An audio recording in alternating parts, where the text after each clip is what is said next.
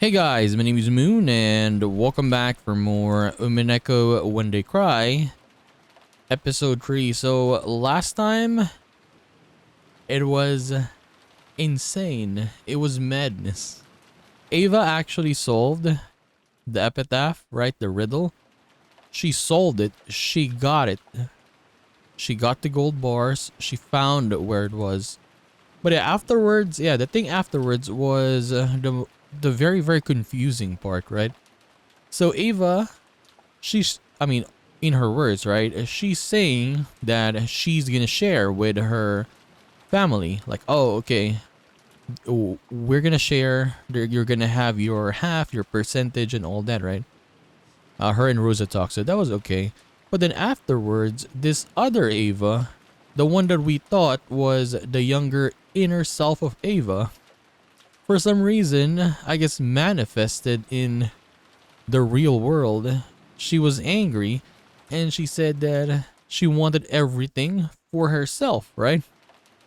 And then after that, she became the new Golden Witch. Yeah, it was insane. Everyone was there. Berncastel was there. Virgilia was there. Ronove, Lambda Delta was there. Everyone was congratulating her for becoming the new Golden Witch. I don't even know what to think about that. I don't even know what's gonna happen next, right? How is Beato, the former Golden Witch, gonna be playing her part in this story now if we got a new Golden Witch? I don't know. Okay, let us continue. So Rosa returned to the lobby. It was still her turn to rest, but her expression made it look as though she couldn't sleep deeply with all this tension. 無理してでも横になってろよ。後で答えるぜ。ありがとう。どうしても寝つけなくて。シャワーだけ浴びさせてもらったから、私はもう十分よ。次の人、休んでもいいわ。キリエさんたちはいかがですか？どうする？ルドルフさん。休ませてもらう？キリエは休んでいいぜ。Yeah, he's holding his Winchester right there. 俺は起きてる。それくらいしか男らしいことができねえ。That's the only manly thing I can do right now. じゃあ起きてるわ。夫と一緒に起きてるくらいしか女らしいことができないから。本当に仲のおよろしいことで。夏日さんこそね。エヴァと秀吉さんはぐっすりみたいじゃないか。やはりローザと違い年には勝てんね。As though in response to those words and the door to the hall clunked open, Ava and Hideyoshi returned from the guest room. 余計なお世話よ。あら、ローザ。もう休んでなくていいの？姉さんこそ、無理しないで休んでたら？な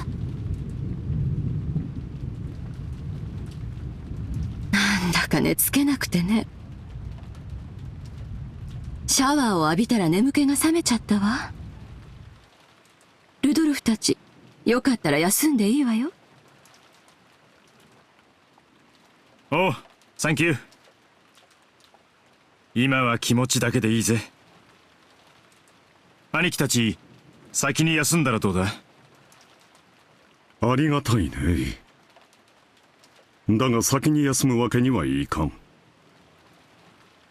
それくらいしか長男らしいことができないのでね。私たちは最後まで起きていますので、ご心配なく。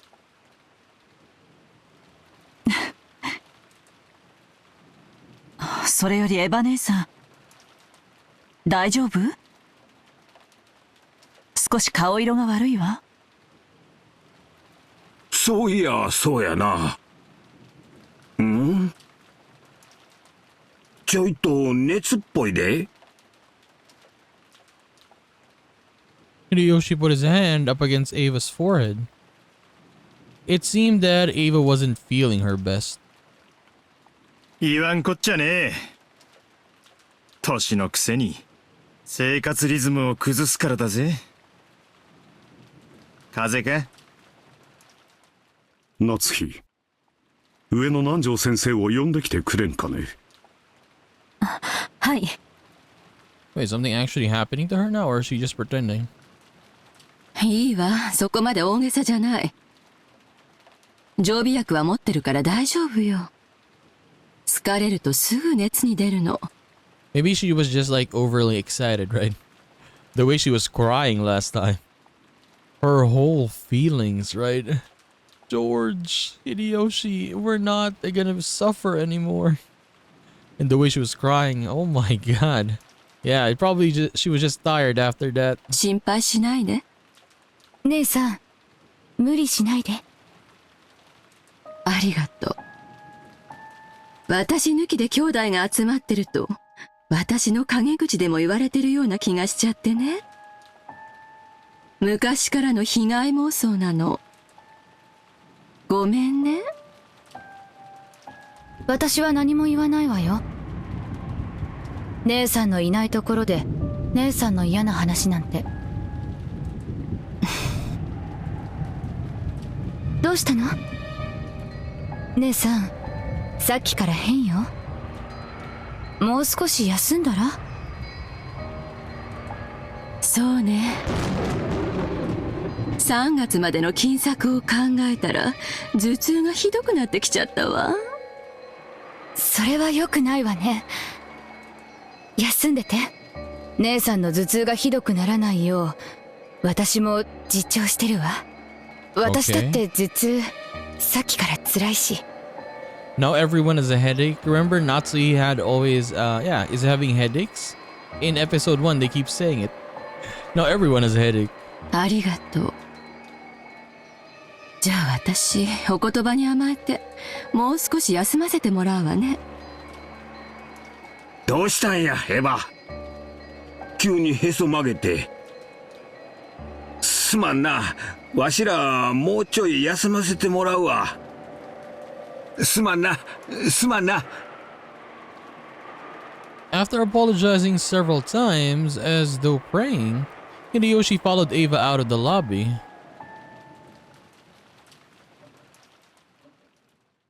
Hmm. 空気が悪いな。どうにもギスギスしている。無理もない。早朝に殺人事件。それからずっとここで銃を抱きながら缶詰ですもの。ストレスが溜まって当然ね。上の子たちもだいぶストレスが溜まってるんじゃないかしら。マリアが心配だわ。こういう時は癇癪を起こしやすいの。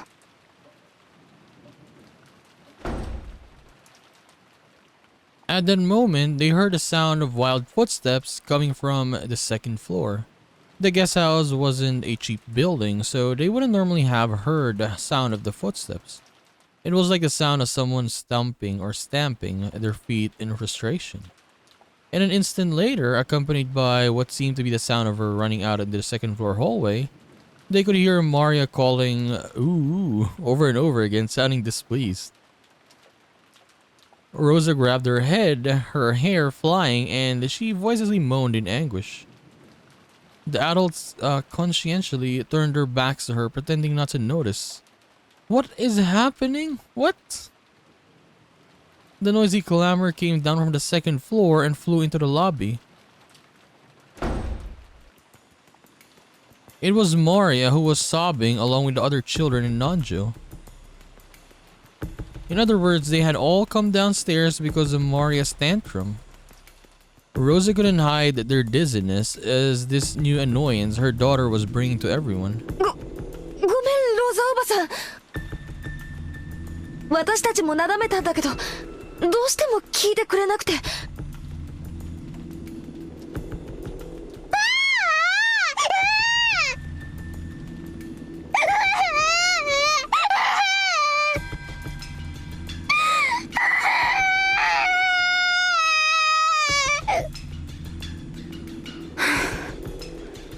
どうしたのマリア。少し静かにしなさい。みんな見てるわよ。例のバラ庭園のマリアのバラ、あれが急に心配だと言い出して。 If that rose of hers from the rose garden, or it's that, I mean. 寝ぼけたみたいなんです。急にガバッと起き出して、バラが心配だ、バラが心配だって言い出して。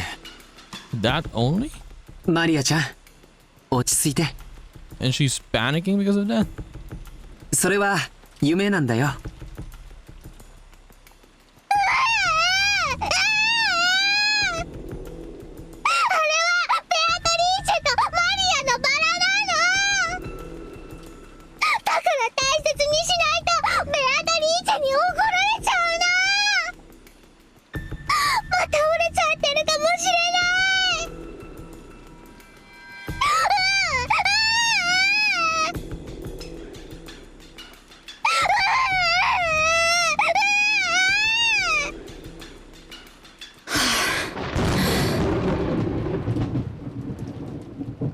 だから少し静かにしなさいって言ってるでしょ。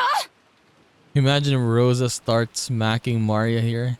I think she hasn't even started, or she hasn't done it in front of her siblings. She has done it in public. She has done it in front of the kids, but not in front of Kraus, to Rudolph, to Kyrie. Not in front of them. The sudden rise in tone of Rosa's voice surprised the children, but Maria's crying just grew louder and her tantrum just grew fiercer. ローザさん、子供を頭ごなしに叱ってはいけませんぞ。こういう時は温かい牛乳などを与えると良いものです。ここにあるかね。さっき朝食代わりに出した牛乳で空っぽです。誰か子供用の鎮静剤とか持ってるか？ What? This guy's asking for sedative. What? ほら、あの銀の粒みたいなやつとか。Wait, you want her to sleep? 持ってるわよ。ああ、今探して飲ませるから。 Without hiding her displeasure, Rosa grabbed the handbag that had been set on the sofa and fished around for some medicine. It seemed she had brought some childish sedatives for Maria's tantrums. I guess to calm her down, that's why she has it all the time. She found it and opened the bottle, but it must have been empty. Irritated, Rosa shook the bottle several times, but that didn't change the fact that nothing was in there. As she did that, Maria's crying grew even more intense.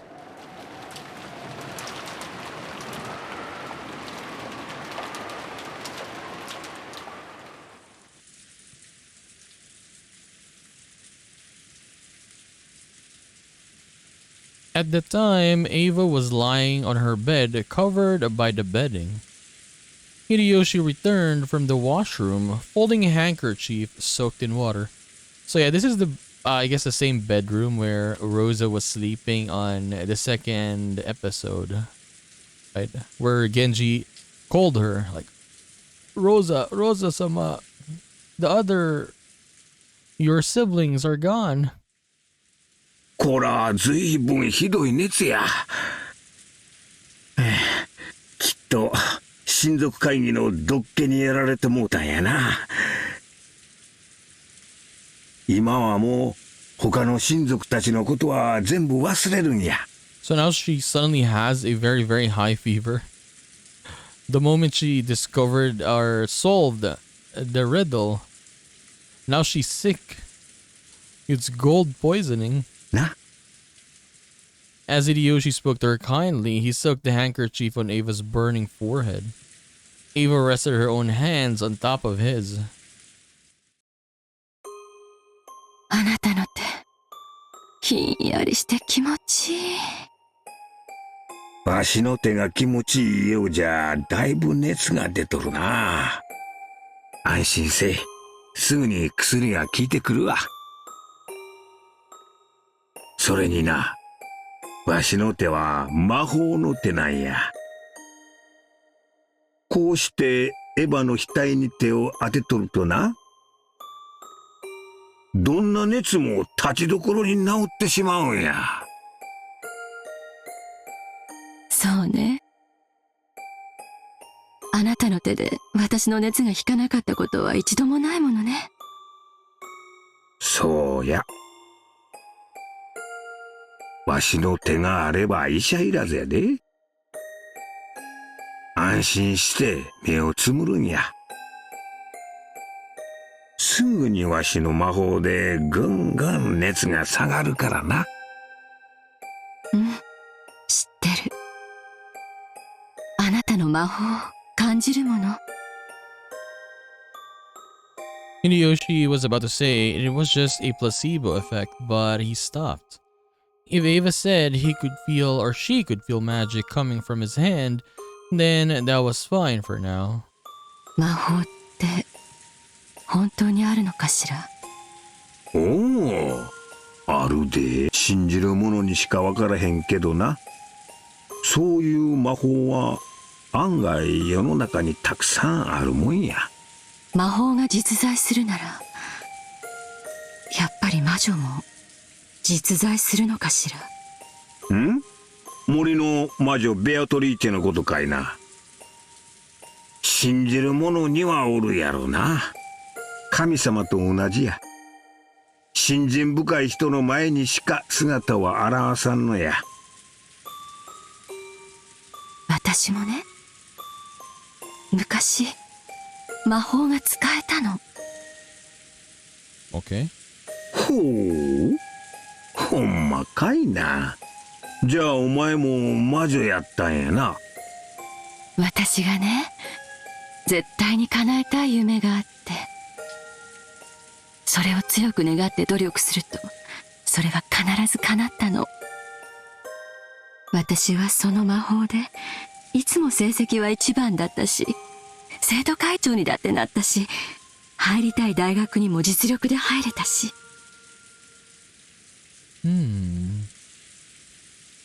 いつだってどんな願いだって叶えてきたわ。With my magic, my grades were always the best. そうやな。お前の魔法はいつだって大したもんや。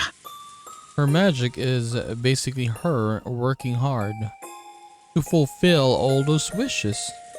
お前は確かに魔女や。そして誰にも負けん努力家や。わしゃよう知っとるで。私ね、子供の頃からずっと心の中にもう一人の自分がいて、いつも私を励ましてくれたの。そしてその自分は魔女だったわ。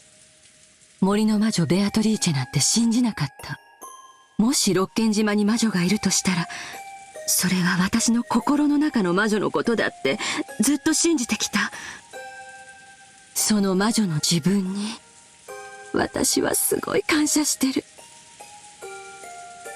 あなたに出会わせてくれてよかったなっ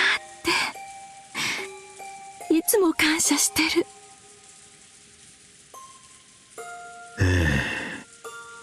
病気の時のお前はいつも気弱すぎや。今は何も言わんで熱が下がるまでずーっとこうしてるからな。絶対に手を離さないでね。なんだか私、自分が自分でなくなるような気がして、さっきから怖いの。I'm becoming something that isn't myself. 私の中の魔女がベアトリーチェに触発されて、どんどん強くなるような気がして、なんだか私を飲み込んでしまいそうな気がするの。大丈夫や。わしが一緒にいる限りなんも恐れることなんてあらへん。ほら、ちょいとヤバめな国に旅行に行った時、バスごと強盗にあったことあったやろ。わしが撃退したんやで。あなた、珍時計を渡して拝み倒しただけだったじゃない。かっこ悪いけど、かっこよかったわ。この手、絶対に離さないでね。眠っても絶対に離さないでね。そして何か不気味なものが忍び込んできても私を守ってね。おう、任せとかんかい。だから今は安心して眠るんやで。すぐに薬とわしの魔法が効いてくるからな。Ava finally calmed her heart and closed her eyes.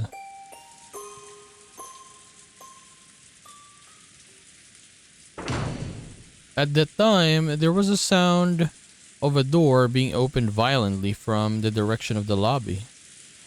It seemed that Maria was having tantrums, and the screams of ooh ooh could be heard along with Rosa's rebuking yells. That probably hurt Ava's ears. Or maybe it was giving her a headache. Ava moaned as though in pain and buried herself in the covers. It was easy to guess what was happening. Maria had probably had a tantrum for some reason and started arguing with Rosa, who then scolded her daughter. So Rosa had taken Maria out into the corridor. Hideyoshi had no desire to butt in on Rosa and Maria's problems, but I guess they were too noisy. But just for now, since Ava's conditions was so bad, he wanted them to take their ruckus somewhere else. ちょいと待っとれや。静かにするようお願いしてくるわ。早く戻ってきて。大丈夫や。この部屋から出んて。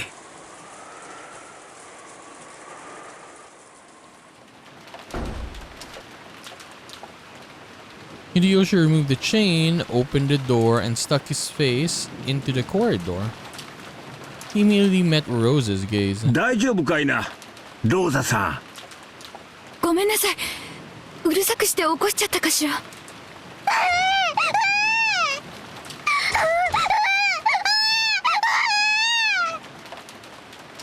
マリアちゃん、ごめんな。エヴァおばさんな、具合が悪くて寝とるんや。すまんが、ちょいと静かにしてもらえるか。Maria's tone didn't change after Hideyoshi's request. She kept whining and repeating, "My rose, my rose." Oh my god. It starts, it begins. Rosa slapped Maria's cheek, lifted her up while covering her mouth, and dragged her towards the entrance, trying to at least put some distance between her and Hideyoshi's room. She would still probably be noisy for a while, but he warned Rosa for the time being. Relying on Rosa's actions as a mother, Hideyoshi closed the door. またマリアちゃんが泣いてるの？そうみたいやな。ローザさんも大変や。それを思えばうちのジョージは出来すぎや。親が感謝したいくらいやで。そうね。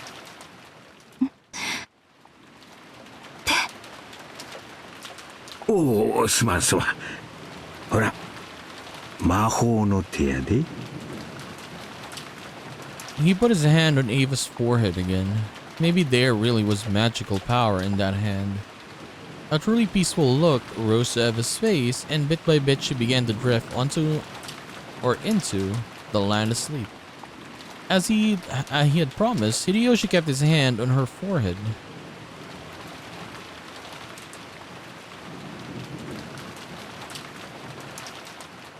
Hey, what is happening with Ava? Why is she so weak? So suddenly, right? By the entrance, with her hand still against Maria's mouth, Rosa was at a loss at what to do next.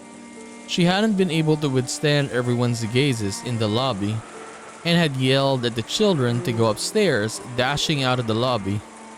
Then she had gone out into the corridor only to have Hideyoshi say that she was too noisy. Where should I go now? Where should I take this child who's having a tantrum? She felt as though tears of frustration were about to come out. As Maria kept struggling in an attempt to scream, Rosa put her mouth up to Maria's ear and tried to persuade Maria in a properly calm voice. マリアはそんなにもバラが見たいのね。 Maria nodded her head several times and moaning. どうしてそんなにバラが見たいの？お母さんが聞いてあげるから静かに話して。叫んだら殴るわよ。Oh my god, I'll hit you if you scream. マリアのバラ、ベアトリーチェに蘇らせてもらったの。また折れちゃってるかも。マリアはそれが心配。確かめないと眠れない。 Apparently, she was still upset about the mark Rose from yesterday. Rosa felt her headache throbbing again. But she was at least a little relieved that Maria had now stopped her screaming. とにかく今はみんな大変なの。だからママたちに迷惑をかけないで。バラの話は明日雨が上がったら好きにしていいから。だから今は聞き分けなさい。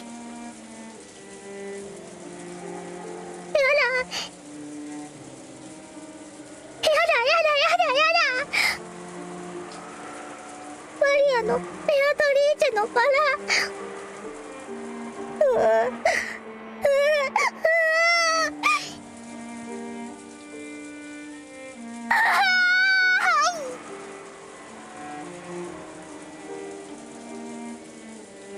Rosa reflexively covered Maria's mouth. She had spoken a little too harshly and gotten her agitated again. Rosa realized that it was partly her own fault and clicked her tongue in self-hatred. But Maria thought that was directed at her and her crying grew even fiercer.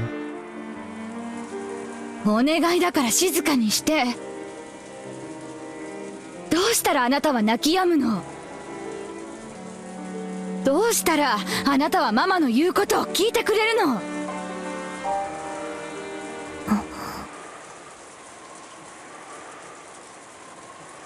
Suddenly, Maria stopped crying so fast that it seemed unnatural.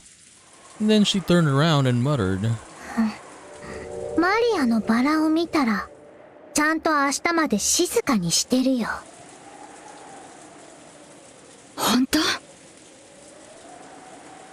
うん。バラ庭園に行ってマリアのバラを見たらもうおとなしくする。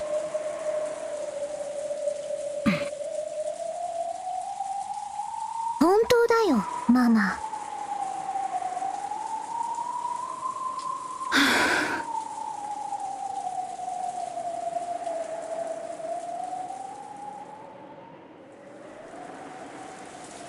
if it would keep Maria quiet for the time being, Rosa thought that even going out into this wind and rain would be a small price to pay. She thought it might be a bit reckless. But in the end, no murder or anything of the sort had actually occurred. All of the clamor since this morning had been a farce set up by Kinzo. I mean, she's still believing that? I mean, I guess last time she did say that, right? That all the servants are alive. Kinzo planned all of this. If you carefully thought about the chain of closed rooms, it clearly had to be all an act. 本当にバラを見たらもうおとなしくする？うん。本当だよ、ママ。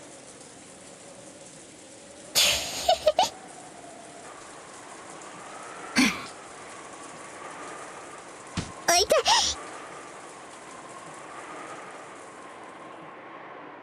Rose didn't overlook that creepy laugh and lightly hit Maria with her fist. And she shrugged as though giving up. わかったわ。一目見たら納得するのよ。いいわね。うん、ママ。約束する。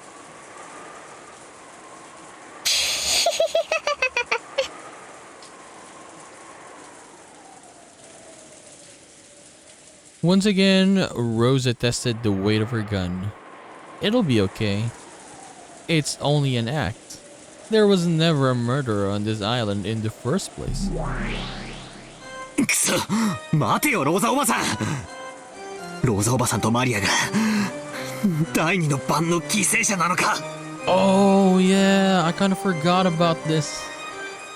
No, after what would have happened, with a lot of things that have been happening, I forgot about the second Twilight now.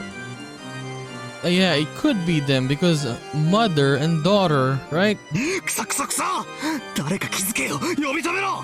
They are connected, yes. 今の親父たちや俺たちは何をしてるんだ。ローザ親子の痛々しい関係に気を使ってわざわざ話題を変えておるぞ。そなたらも2階へ上がりテレビを見ながら話題を変えておる。くそったれ、誰か気づけよ。一番近くにいるのは誰だよ。秀吉おじさんか。頼むよ、玄関から2人が出ていくのを気づいてくれよ。届かん届かん2人のささやかな時間を邪魔してくれるな。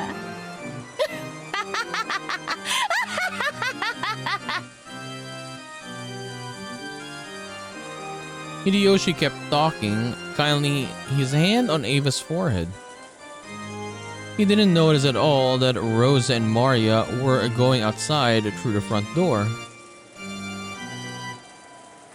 In that case, there was no way the others in the lobby, which was even further away, would notice.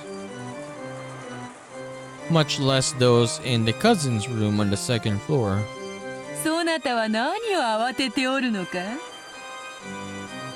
第一の晩にて犯人は事故死したとの大胆な指し手にてわらわを打ち破ったではないか。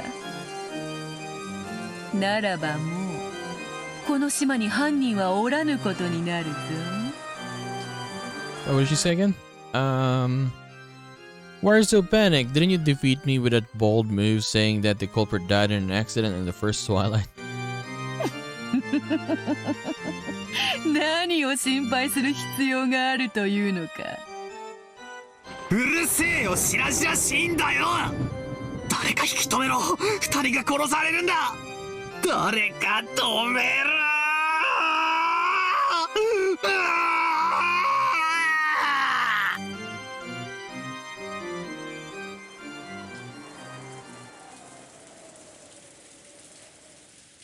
There was no way that Butler's voiceless scream would reach Rosa or Maria.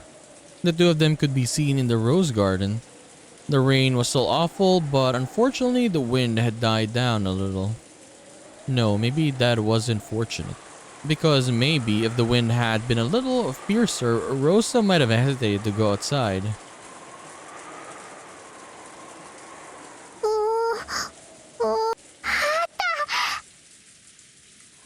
Maria found her rose with a gold lace and stared at it lovingly. Rose had accepted the promise under the condition that Maria would only get one look at it. But she didn't want Maria to complain that it hadn't been enough later on, so she decided to go along with Maria until she was satisfied. She believed that there wasn't a culprit, but on the off chance that she was mistaken, they were now in an extremely dangerous position. Rosa realized that faintly herself. If things got bad, she would throw away her umbrella and ready her gun. After glancing at Maria's innocent happiness, Rosa gazed warily in all directions.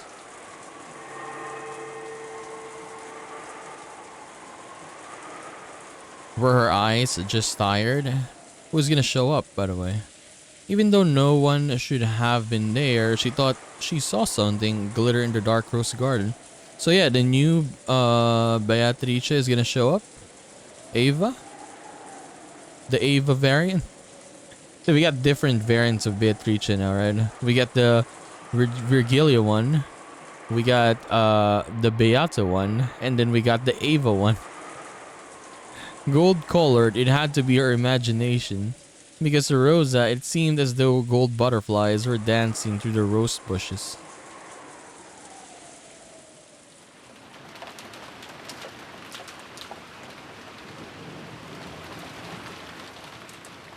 大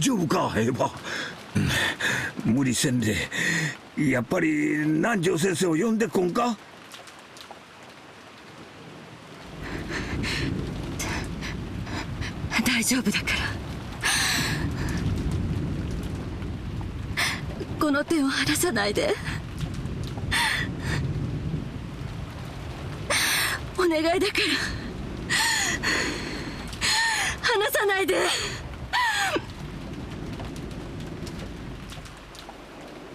Ava was breathing wildly. Beads of sweat were appearing on her forehead. It certainly was true that she had stayed up all night last night and that things had been rough since early this morning.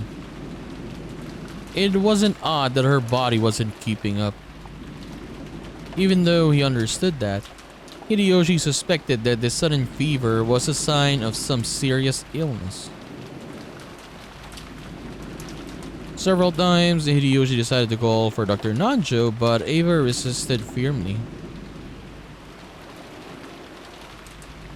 pleading with him and saying that it was even more important that he didn't take his hand away. わかった。でもな、お昼になったら必ず南條先生に見てもらうんやで。それを約束できるならずっとここにいてお前の手を握ったるからな。こうしてギューッとな。ありがとう大丈夫よ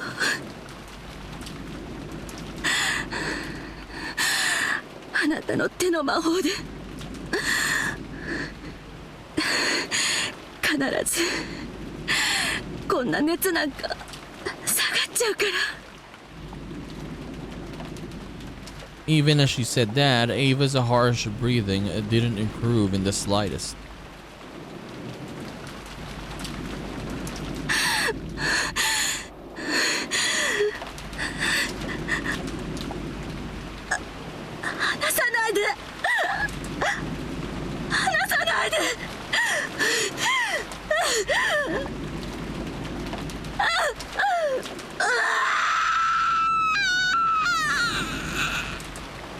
Dude, what is happening?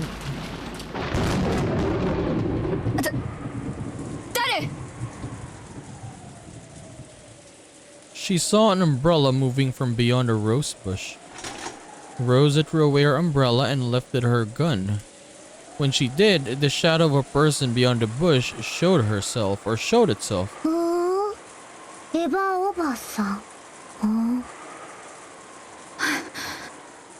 びっくりしたわ。姉さんなの？何かご用？ No, it's the other one. Yeah, the younger one. But yeah, is it affecting Ava? I mean, yeah, the normal Ava? Like, because this one is appearing now, the other one is, for some reason, getting messed up like that. さっきの話の続きなの？ Oh no, it's actually her. Okay. そうよ No, this is a fake. Yeah, this is a fake. お父様の黄金の話よ For sure. お願いだからマリアの前では遠慮して。ちゃんと約束は守ってるわよ。姉さんの悪巧みの邪魔はしないわ。悪巧み？何それ？姉さんが何を考えていても勝手よ。私は邪魔する気なんてない。だからマリアの前では許して。私は分け前さえもらえれば十分なの。分け前？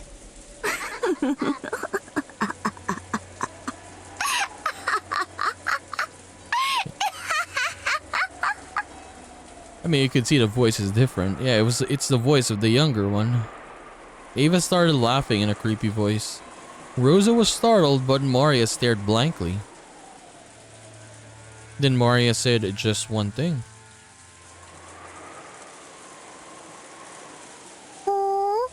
おばさん誰？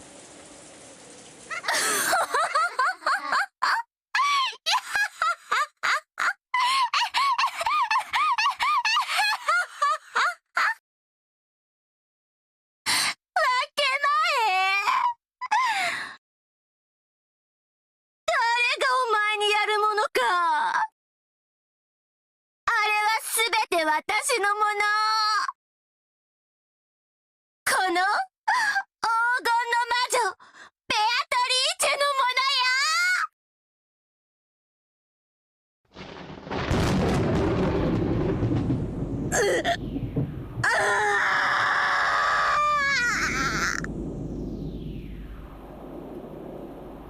エヴァ、大丈夫か？エヴァ、エヴァ、エヴァ！逃げていて、離さないで。私じゃない誰かに連れ去られないように。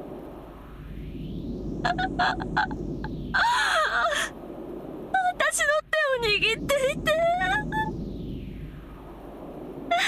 離さないで。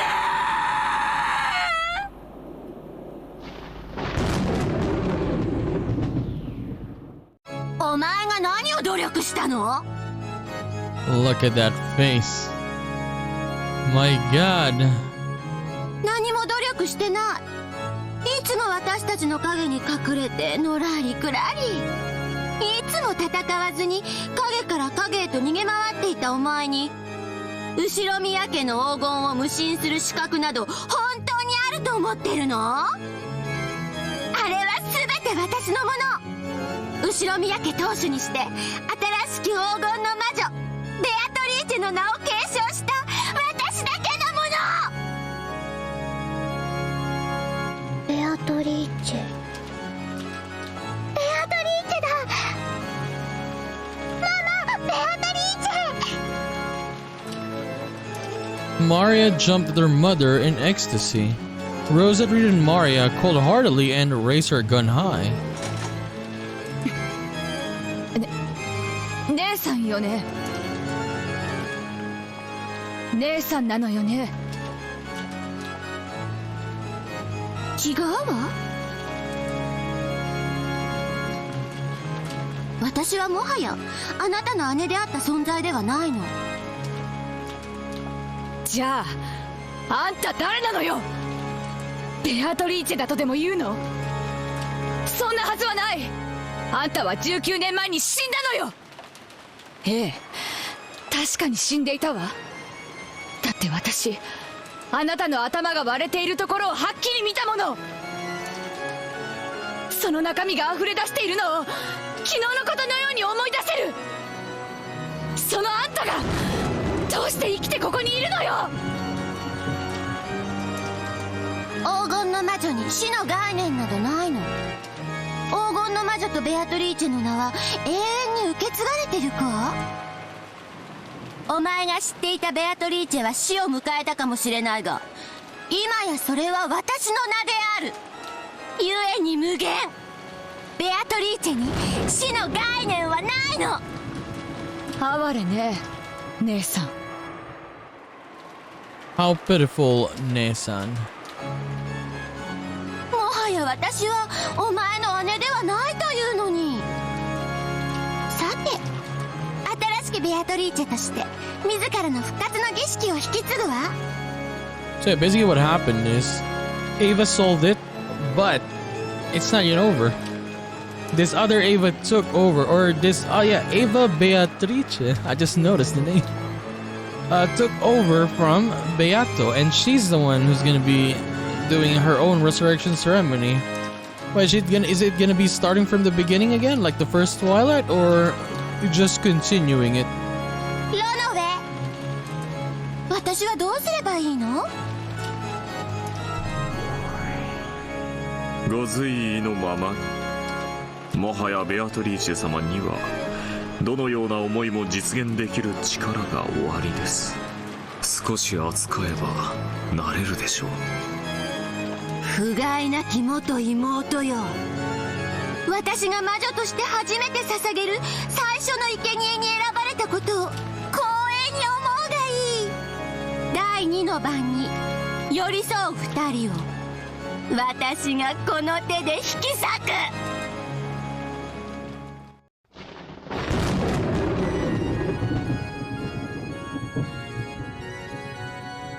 The first thing the new Beatrice or the Beatrice wished for? No, the first magic she tried to use was to surpass the limitations given to humans, in particular gravity.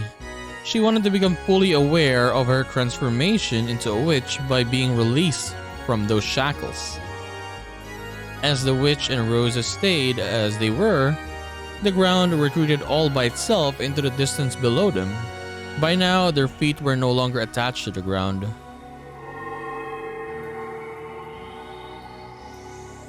Rosa finally realized that the earth wasn't retreating into the distance below them, but that she and the witch were being sucked up into the rainy sky.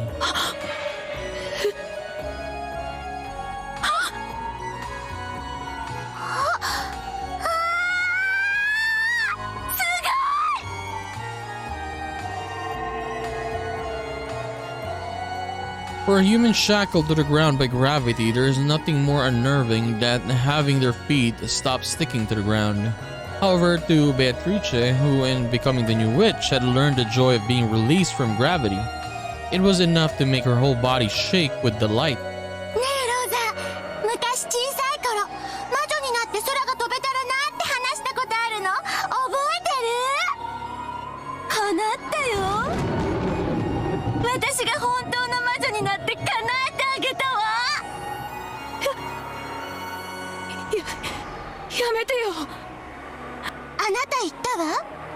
夢の中で空を飛んだって。そして冷めたくなかったとも言ったわ。起こした私を恨んだともね。安心して。今度は冷めないわよ。いや。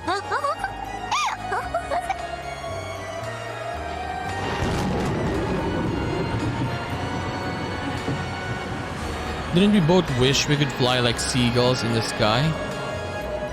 And escape the cramped and boring island of Rotenjima.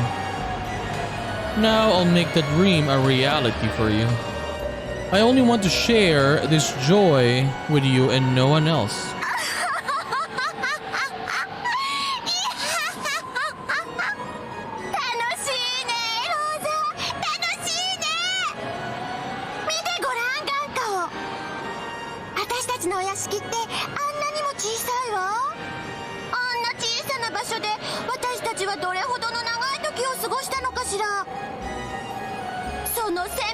ちっぽけさに今こそ本当に呆れるわ。だからこそ感じて楽しんで喜んで。私たちが憧れた大空を自由にする力を。さあ踊ろうよローザ。の中を、風の中を。私たちは踊るように飛び回ろう。稲光が私たちを照らして祝福してくれるわ。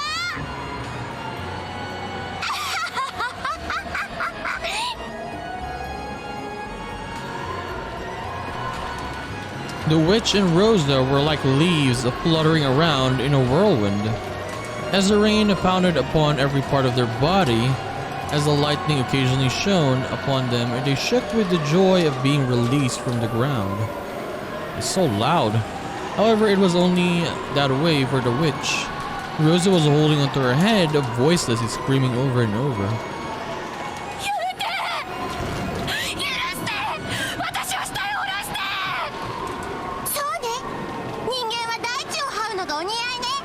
And then she's gonna drop her just like that.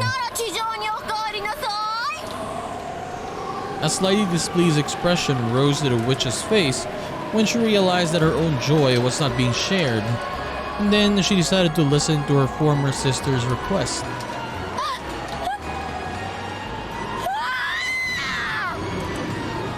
The whirlwind that had been making Rosa dance around grew weaker, then stopped. In other words, Rosa, once again bound by the restrictions of gravity as a human, following the laws that were originally correct, Rosa began to descend towards the ground upside down. No, she began to fall.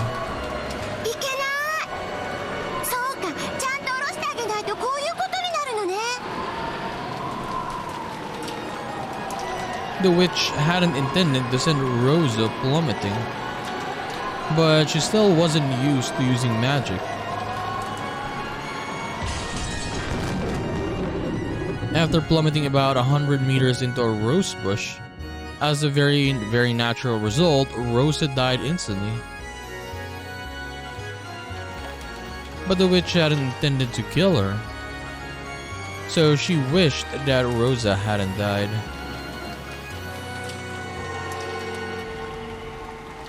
When she did, gold butterflies coiled about Rosa's body, reviving that life just as the witch had wished.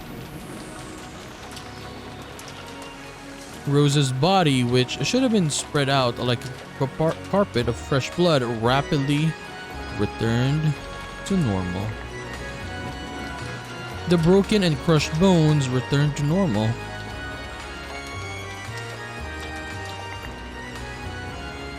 The torn and smashed flesh returned to normal. Ugh. How easy it is to break things in this world and how difficult it is to fix them. Anyone can take a life, but no human can revive a lost life. By surpassing the irreversible, one proves that they have surpassed humanity.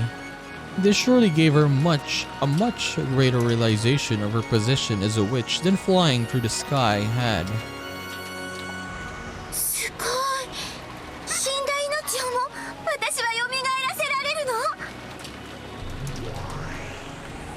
もちろんですとも。ベアトリーチェ様はすでに無限の魔女であらせられますよ。生きることも死すことも生かすことも殺すことも全ては無限に繰り返される。その輪廻を支配する女王こそが無限の魔女であられるベアトリーチェ様なのです。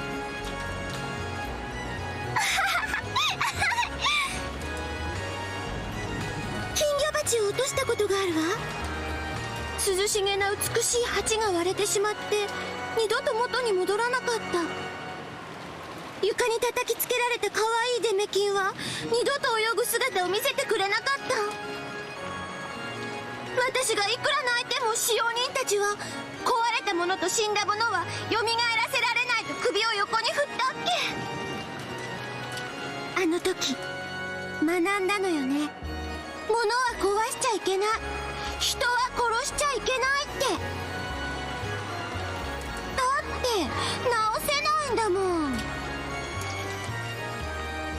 じゃあ直せるなら壊しても怒られないということでしょ。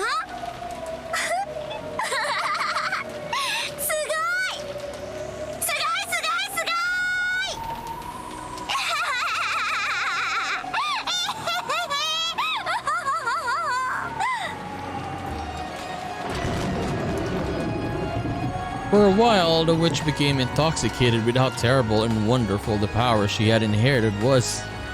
Her laugh was pure, innocent, and cruel.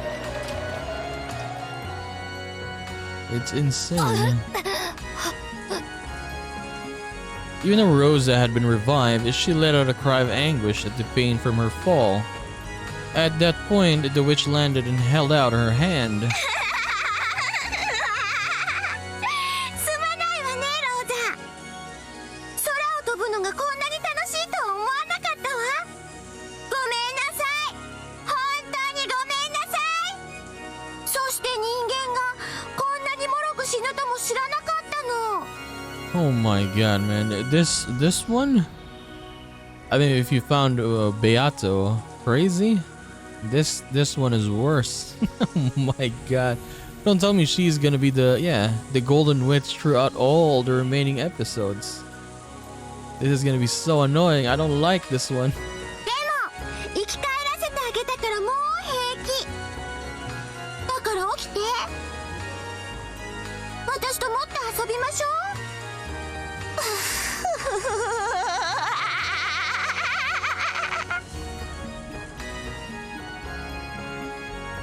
What were those dreams you told me about when you were a kid? Go ahead and tell me all of them without holding back. And as I am now, I can make anything come true no matter how absurd. Even drowning you in a sea of jelly. Even having you get sucked into a mountain of cake. I can even make you sprout butterfly wings and flit around the garden, okay?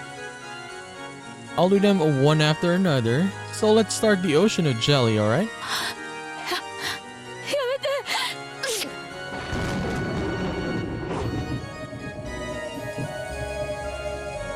Rosa was once again thrown high into the rainy sky. However, the sky wasn't filled with raindrops, but with drops of orange juice. When she looked down, Rosa had to doubt her eyes. The rose garden had disappeared and the ground spread out beneath her was like a pastel-colored jigsaw puzzle. It was an ocean of jelly like the one she had spoken from her dreams when she was young. The black part was a coffee jelly. The red was a strawberry. The yellow was a pineapple. The green was melon. What was the white part? Apple? Did Rosa even have the time to think about stuff like that? Rosa fell towards a multicolored ocean.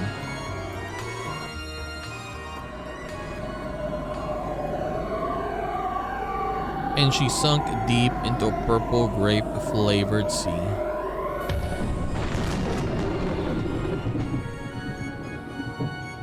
It was an ocean of jelly. It had no bottom. As Rosa sank, she was shocked to see a school of transparent fish swimming through the grape jelly ocean. They were probably made of grape skin. Then she sunk on and on, deeper and deeper, as deep as the Marianas Trench. Crushed by the water pressure of the jelly ocean, as her ribs snapped, as her spine snapped. In the end, she became a small, frail meatball. My god.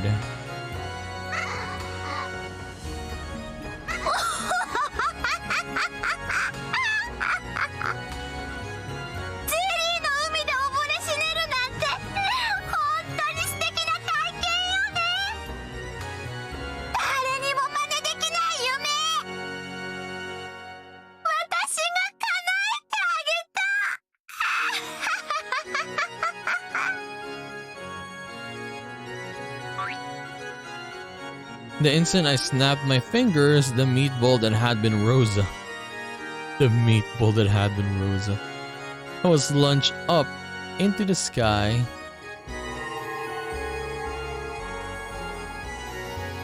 And after being wrapped up in a golden sparkle, she returned to her original form. The Rosa is always being tortured. Yeah, even in the last episode, last part, the tea party. Yeah, she was being tortured there. And now she's getting tortured again. It was simple and easy as returning dried seaweed to its original form, and anyone could do it if they were a witch. The absent-minded look on Rosa's face has to be the joy from having that dream she gave up on as a child come true. Definitely and probably. Next is the mountain of cake. In an instant, the sky was covered and became a black and white, in the shape of a chessboard. That almost transparent white part was her favorite rare cheesecake.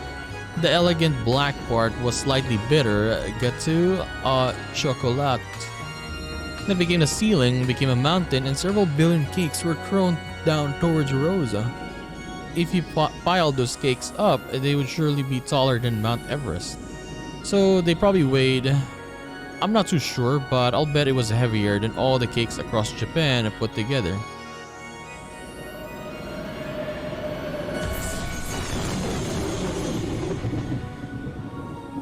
It fell down like a ceiling and swallowed Rosa up. So as a very natural result, Rosa was crushed to death. How many times did she die now? My god. In less than a second, her bones broke through her body and her insides were all smashed and forced out. Even so, an even greater number of cakes piled up on top, and Rosa ended up as a layer of jam wedged between them. She became as thin as a single hair and was probably spread out over the area of the tennis court. That world swallowed up by the cake was once again absorbed by a gold flash. Then, as though it had all been a dream, Rosa was revived once again. Of course, it definitely wasn't a dream. She had been revived after dying. By that point, death, which most humans only have to experience once after they're born, had already been experienced repeatedly by Rosa. In other words, she had gone through that which humans cannot, the precious experience of dying more than once.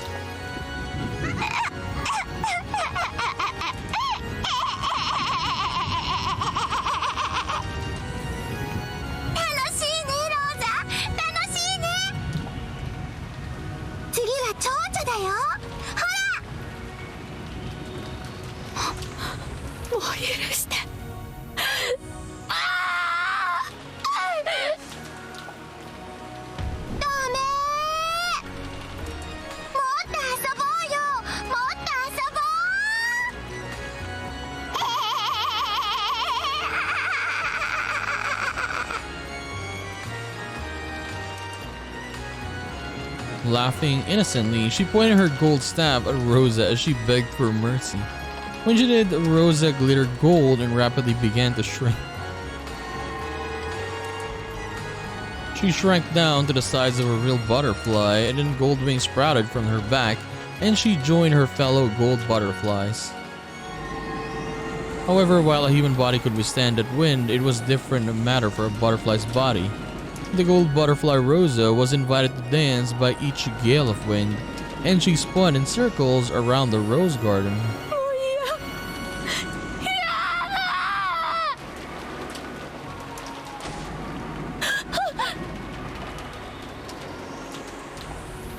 As her dance wore her out, she was caught by a gentle bed. It was a soft knit hammock in the shadows beneath the roof of the arbor. The owner of that hammock lumbered into view, welcoming its rare guest, who had wandered in on the night of a storm. That owner, which should have been small enough to crush in the palm of your hand, now looked as big as the top of a canopy bed to Rosa.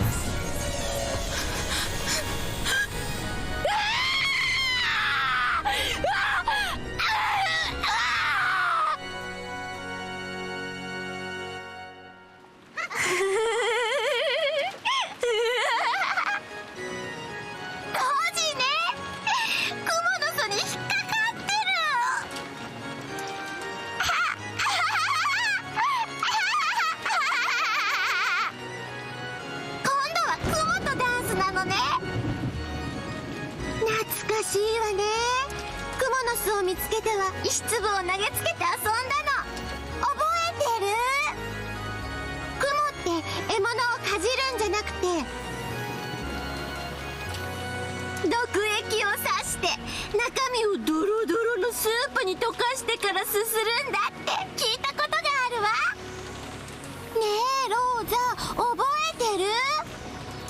蝶々をクモの巣に放ってどうクモが襲うか眺めて遊んでた時のこと覚えてる？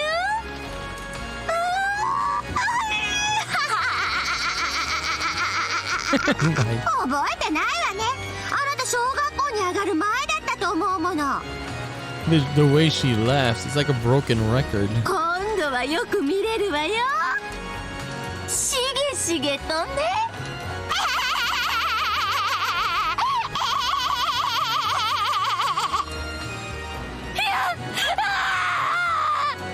許して姉さん、助けて姉さ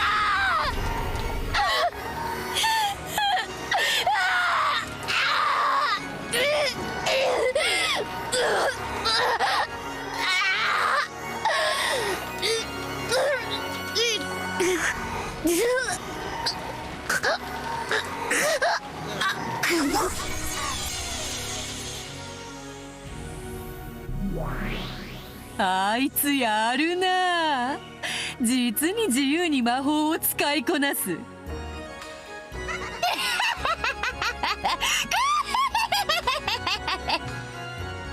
面白い面白い面白い面白い。バトラも笑えるだろう。ふざけんな。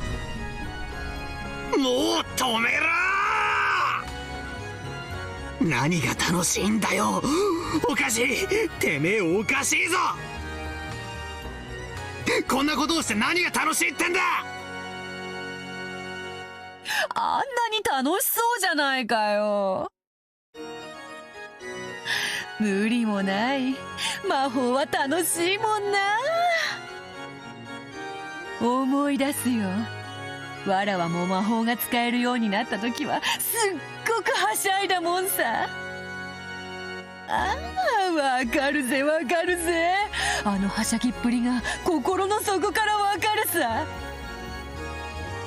この喜びや感動、バートラには共感できないんだろうな。ああ、残念残念。バトラだってわらわを認めればいつだって魔法を教えてやるぞ。人間の束縛を逃れた瞬間の喜びは筆舌に尽くしがたい。そなたに教えてやりたいよ。あの喜び、あの感動。そなたの生み出す魔法の世界もぜひ一度見てみたいものだ。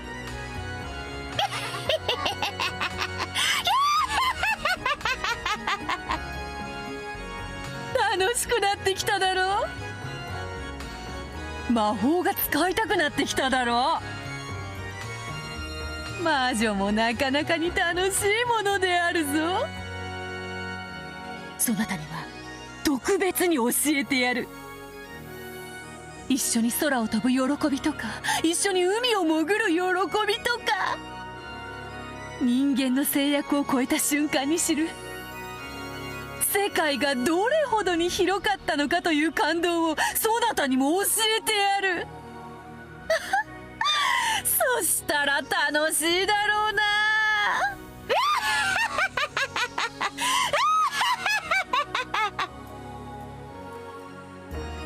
There was no malice in Beato's expression. It was hard to believe, but she was genuinely enjoying this cruel show. Yeah, she's not the one doing it anymore. She's just a spectator now. And she wanted to share the appreciation with Butler. Butler was shocked by that hopelessly. A different sense of values. 信じられねえ。もうやめろ、チクショー。ワルギリア、このおかしな茶番を止めさせるんだ。Yeah, Vergilia, help. どうすりゃいいんだ。私たちは番外の存在です。盤上には触れられません。Virgilia shook her head apologetically. Her body had already been killed, yes. Technically, right? Did that mean she couldn't interfere in any way? But it's so confusing though, right? So we got Virgilia here, and then the Virgilia Kumasawa, I guess the one Beato defeated, is gone. So who is the Virgilia that was in the coronation last episode, or the last time? Who was that? So confusing. Yes. As Beatrice continued to look amused in an insane sort of way, Butler lifted her up by the collar and yelled at her. やめろやめろやめろいい加減にしろ魔女めあれがエヴァおばさんだってのかありえない俺の知ってるエヴァおばさんは確かに意地悪なとこも少しはあったけどこんな残酷なことをする人じゃ断じてありえない全てお前のまやかしだローザおばさんをもてあそぶなエヴァおばさんをもてあそぶな今すぐこの茶番を止めさせろだからローザと遊んでいるのはもうわらわではないというに新しきベアトリーチェだというにそんなにギャーギャーわめくほどに残酷かそなたもこういうの実は結構好きだろうが実はちょっぴり魔法に興味を持ってきて何をする For the first time, Butler slapped Beato's cheek. Ooh. Beatrice didn't know why he had done something like that to her, and a surprised expression rose to her face. Butler especially couldn't forgive that expression, and he roared. ああこれが面白いだお前の頭はどうなってんだ死ね頭を輪切りにしててめえで覗いてみろ絶対に中身がごっそり抜けているぜ今すぐやめさせろこの悪趣味な茶番をやめさせるんだ俺はお前を許さないよくもこんな残酷なことをお前のことを少しでも笑えるやつだと思ったこともあったが俺はもう二度と勘違いしないお前はただ残酷なだけの怪物だ俺の前に現れるな二度とだお前を認めないお前と話さないお前の顔など見たくもない聞こえたか俺の前に現れるなお前なんか消えてしまえ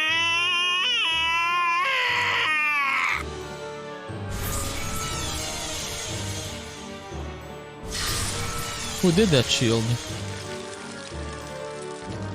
The instant Butler screamed, the power that resisted the witch became a red wall and knocked Beato back onto her butt. なんだというのだ面白い見物ではないかよ She spoke defensively, but the target of those words, Butler, was no longer there. His figure had suddenly disappeared into the darkness. But Beatrice looked displeased and continued trying to explain herself. そりゃ確かにちょっとあれかなとは思うがこんなの無邪気ないたずら程度であろうどう殺そうが結局は生き返らせておるではないか人間は終わりさえ良ければ何でも良い生き物ではなかったのかのうお師匠様そこまでへそを曲げられるものでもある前に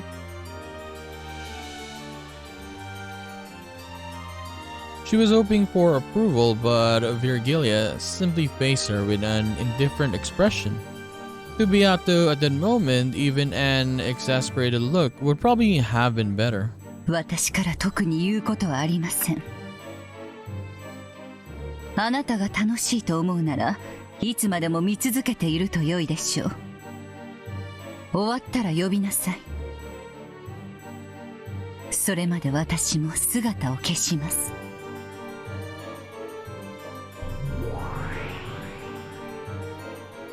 Following Butler's lead, Virgilia vanished into the darkness. Beato, who was now completely isolated and didn't have a clue what was going on, felt that they were making her out to be the bad guy. I mean, she is.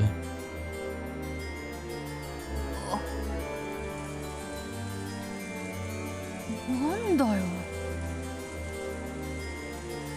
面白いショーじゃないかよ。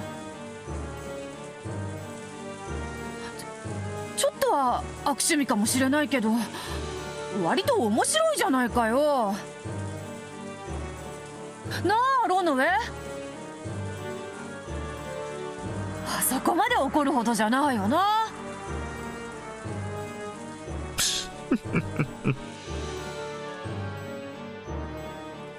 お嬢様の面白いがバトラ様にも面白いとは限りませんよ。わらわはそりゃ確かに対戦相手だから敵同士ではあるが、座興笑い合いのほどわらわたちは不仲だというのか。バトラと一緒に拍手できたように一緒にゲラゲラ笑い合えると思ったのに、程度のことすらわらわは拒絶されるというのかよ。魔女だと認めぬのはいいさ。それを競い合うゲームなんだから。でもよ、顔も見ない、話もしないって、無視はいくらなんでもないだろう。わらわはそんなにも嫌われ者なのかよ。これまでお嬢様は十分に嫌われるだけの差し手をいたしました。悪魔の私でさえバトラ様の気持ちが少しは分かろうというもの、それが理解できぬのはお嬢様が特に鈍感が過ぎるのではないかと。 This is the first, I guess, art or emotion that her crying like this. Yeah, first time seeing that. Beato, I mean Beato. うるさいうるさいうるさいうるさい。お前も消えてしまえ。はい、かしこまりました。それでは失礼いたします。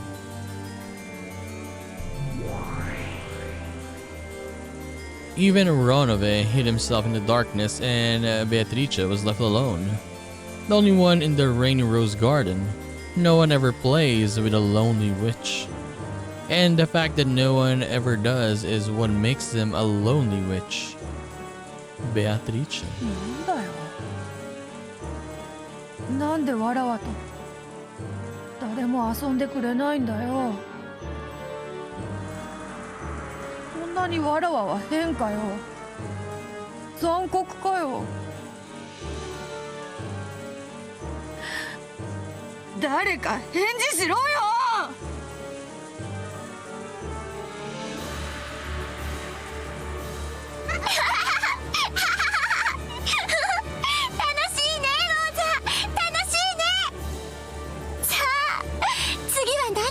遊ぶ？もちろんマリアも一緒に遊んであげるわ。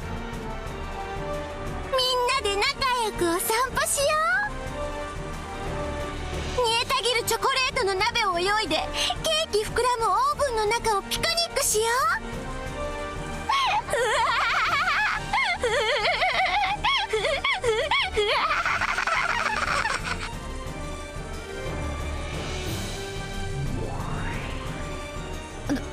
の新しきベアトリーチェ。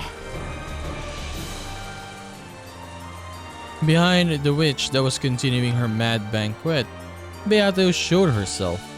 That expression was very rare for her. It was somehow restrained, unreliable, and miserable. これは先代ベアトリーチェ様、ご覧くださりましたか？魔法の力は本当に素晴らしい。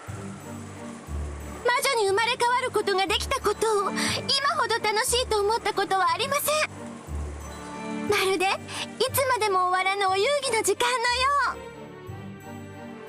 う。さあ、先代様もご一緒に遊びましょう。その前にちょっとお待ちになってくださいね。2人はオーブンの中で焼け焦げて死んでしまったからまた蘇らさないと。まるでイーストで膨れるパンみたいに、オーブンの中で膨れるクッキーみたいに。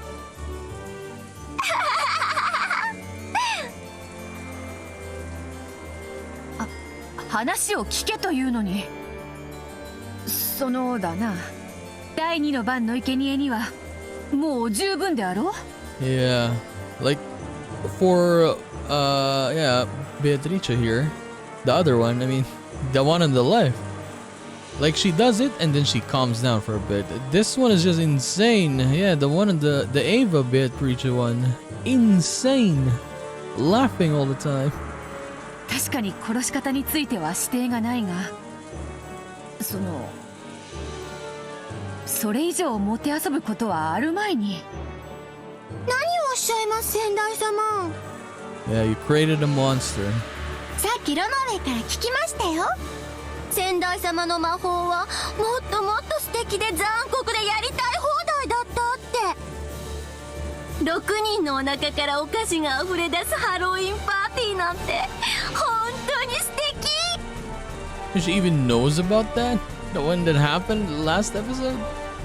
ならば私はアリスのお茶会を演出しようかしら。何でもない日を祝うお茶会にみんなを招待して私が魔法で次々おもてなしするの。先代様みたいに素敵にできるかしら。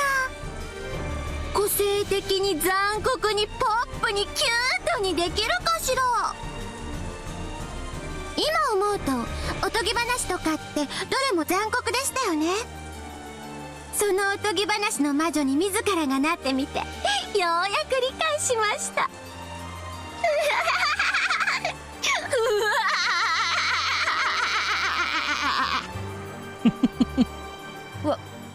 わらはもう以前までのは少しやりすぎたかなと少しは思っておるのだ。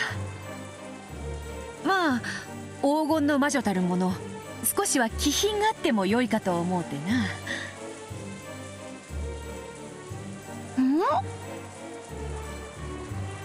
先代様が何をおっしゃってるのか分かりません。でも一つだけ分かります。今の私がどれほどを尽くしても先代様の残酷さには到底及びません。もっともっと頑張らなくちゃ。も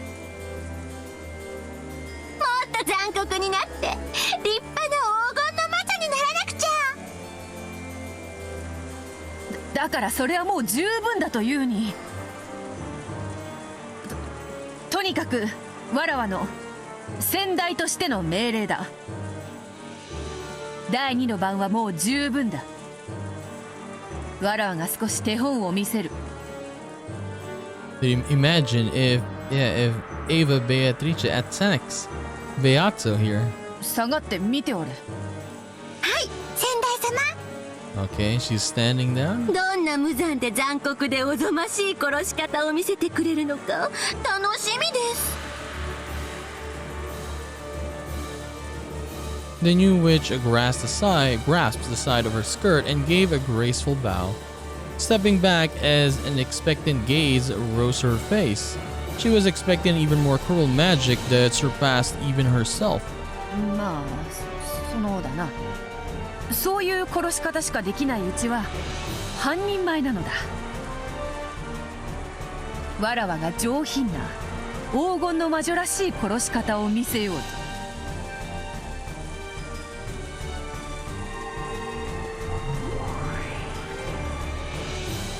When Beato waved her pipe, 7 colors of smoke poured out, reviving Rosa and Amaria.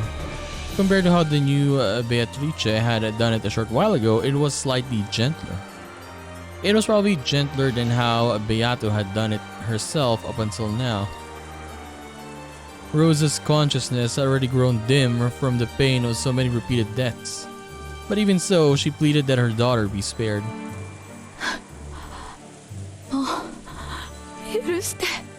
It's not gonna happen though. せめてマリアだけでも許して。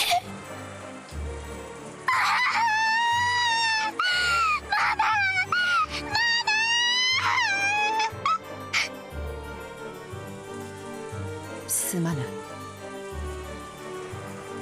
我が弟子が少し羽目を外しすぎたようだ。許せ。ベアトリーチ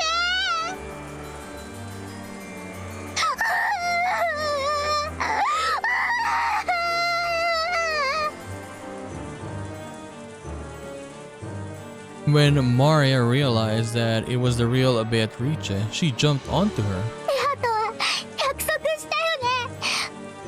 マリアを黄金鏡へ連れてってくれるって約束したよね。But it's very, very early for Maria, though, for her death, if it still happens, right? She usually is alive until, yeah, pretty much the end. そこではママとも仲良しになれて、みんなずっと笑い合えるの。そこへ連れて行ってくれるって約束してくれたよね。そのだな。About that, I lied. その約束はもう守れぬ。碑文の謎を解く者が現れたから、わらわはもう黄金の魔女ベアトリーチェではないのだ。だからすまぬ。そなたとの約束はもう守れぬ。なんで？どうして？ペアとは約束してくれた。すまぬ。本当にすまぬ。だからせめて約束。I'll give you a quiet sleep that will never be disturbed again. Beato embraced Maria with a loving expression on her face. Then softly a red bruise appeared on Maria's neck. It was a very gentle bruise.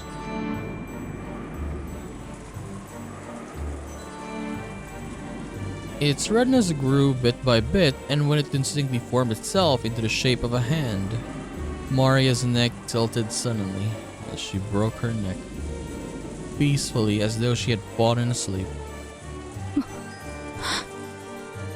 マリア。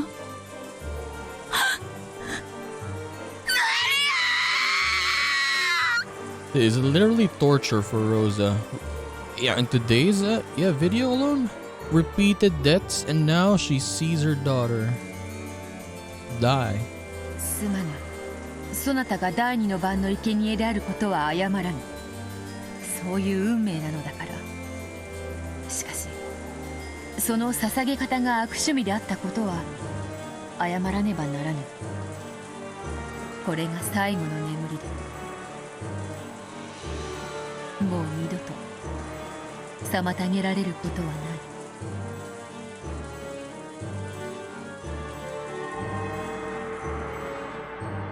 Beato softly and gently lifted her finger as though touching the empty air in front of her nose. When she did, a light breeze lifted up, making Rosa's body dance lightly like a feather. Then Rosa's body floated softly, and right there was the garden fence with its spear-shaped prongs.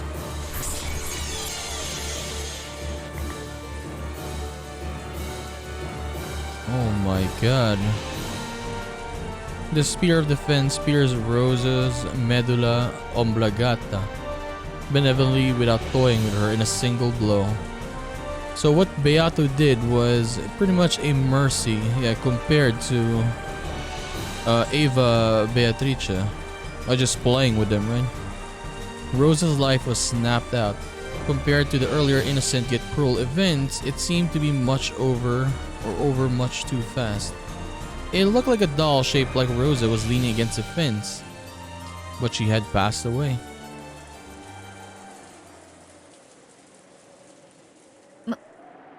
まあざっとこんなものよ。Beato acted proud, but the new witch wore a blank expression, almost as though this was anticlimactic, right? Anticlimax?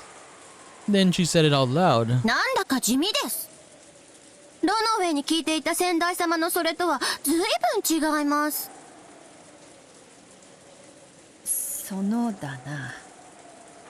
魔法は上品に使わねばな。あまり品がないのはエレガントではないのだ。せっかく素敵なことが無限にできる魔法なのにつまらない。これ愚痴るでない。黄金の魔女の道は一日にしてならずだ。そなたとて第10の番を終えるまでは半人前よ。今は黙ってわらわの指導に従うのだ。よいな。返事はどうした？返事は。はーい。 Honestly, I think this Eva Beatrice, she will, like, what do you call this? Maybe fight with Beato here. Like, I don't think you can control this. Like, she's just too. Oh, what is the word for this one? I mean, she's insane. But yeah, you cannot control someone like this. Sooner or later, there's gonna be a fight here, and it's gonna be involving Beato and Eva Beatrice. Yes, for sure. それでよい、それで。まだ復活の儀式の先は長いぞ。あと5人も殺さねばならないからな。あまりもてあそばずに、きれいに、上品に、少しあっさりめでいいからな。ロノウェがそなたに教えたわらわのやり方は、悪い例だ。模範にしてはならぬ。よく心に刻んでおけ。はい、先代様。良い返事だ。ロノウェ、煉獄の七姉妹よ、いでよ。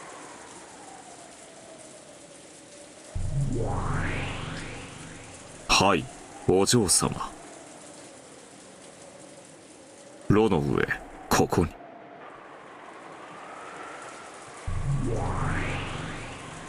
傲慢のルシファー、ここに。これまではだな、わらわもいろいろ派手にやってきたわけだが。What happened to this Beato? Yeah, she seems much more calmer now. Like, look at her expression even, right? まあ黄金の魔女としての威厳も大事であり、だな。As Ronove laughed at Beato's uncharacteristically flustered speech. True, very, very uncharacteristic of her. She's so different right now.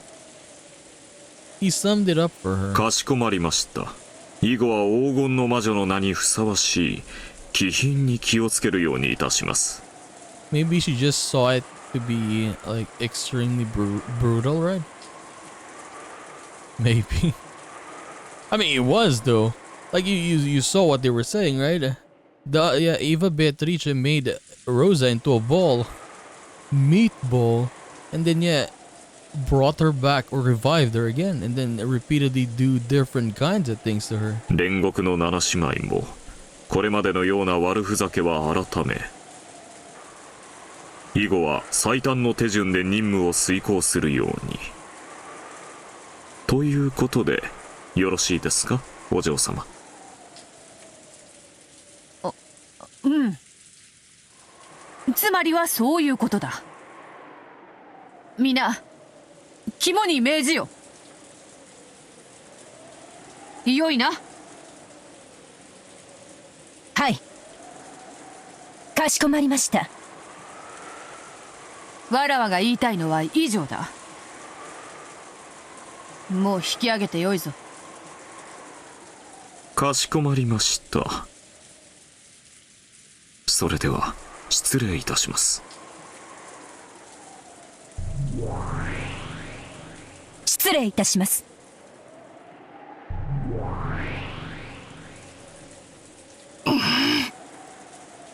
ま、わらわが言いたいのはそれだけだ。それでは引き続きしっかりな。黄金の魔女らしく貫禄を持って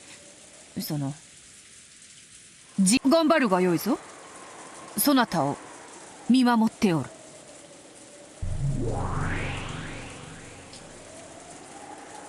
Acting awkwardly until the very end, Beato left that message, and immediately became a cloud of gold butterflies hiding her form into the empty air.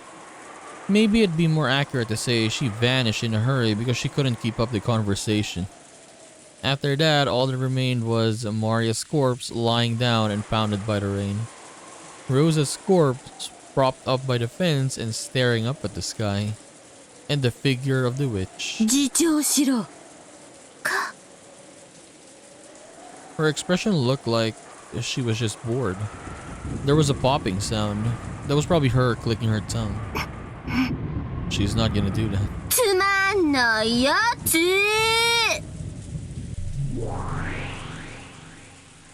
Leaving that last sentence behind, she once again vanished into the empty air. Oh my god. Yeah, that one is dangerous. Very dangerous.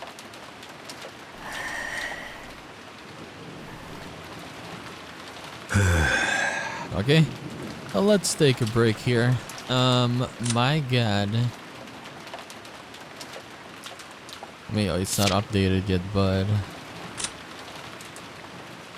will she be able to overcome the trial that defeated her predecessor? Yeah, that thing would just kill everything, honestly. We're getting a lot of characters in this episode. Yeah, a lot. Virgilia, Ronove, and now Ava, Beatrice. A lot of them. Insane. This episode.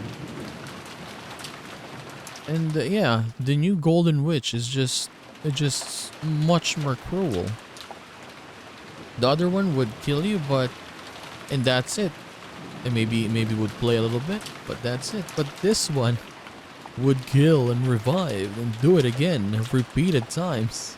I feel bad for Rosa. She's always tortured every single time. You like last time, right? Or yeah, in episode 2, the tea parties. She was getting tortured by by Beato, and she was telling Rosa about the memories, I guess, of her and her siblings bullying her. And now in this episode, we learned that her mom and dad, Kinzo and his wife, doesn't really like Rosa. And yeah, I think very, very sad life, right? And then I guess where's her husband even, right? What's happening to her? So sad. Yeah. And now she got tortured and made into a meatball. Made into a butterfly. And then seeing Maria die like that. Feel bad for Rosa. I really, really feel bad. So anyways, we are going to continue this and do more of Umineko When They Cry episode 3 in the next one. So I'll just see you then, guys. Bye bye.